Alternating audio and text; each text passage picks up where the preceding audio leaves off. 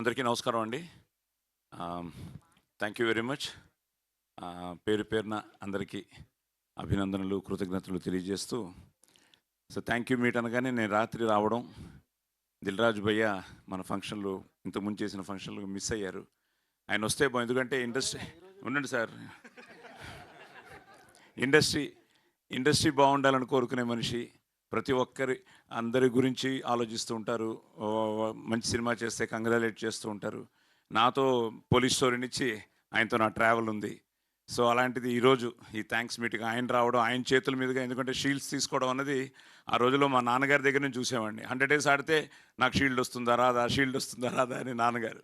ఆ తర్వాత police story ఫంక్షన్కి ఎంత ఆనందపడ్డారంటే, బాబు నువ్వు హీరోగా షీల్డ్ తీసుకున్నావురా అని. ఆ రోజు దాసనారాయణరావు గారు వీళ్ళందరూ పెద్దవాళ్ళందరూ వచ్చి ఆశీర్వదించి నాకు పోలీస్ స్టోరీకి ఇవ్వడం జరిగింది.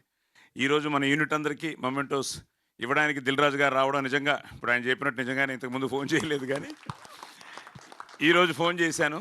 ఫోన్ చేయగానే ఉంటారో లేదో, ఎంత బిజీయో నాకు తెలుసు. బాంబే వెళ్తున్నాను అన్నారు. టెన్షన్ స్టార్ట్ అయింది. ఎప్పుడు సార్ అన్నాను. సాయంత్రం అన్నారు. లక్కీగా మన వాళ్ళు 3 గంటలకే అన్నారు. సార్ 3 గంటలకే సార్, మీరు వచ్చి షీల్డ్స్ ఇచ్చి ఒక బాబుని ఆశీర్వదించి టీంని అభినందించి మీరు బాంబే వెళ్ళండి సార్ అడగగానే వచ్చినందుకు ఫస్ట్ మనం అందరం కలిసి దిల్రాజు గారికి పెద్ద థ్యాంక్స్ చెప్తూ ఆయనకి సార్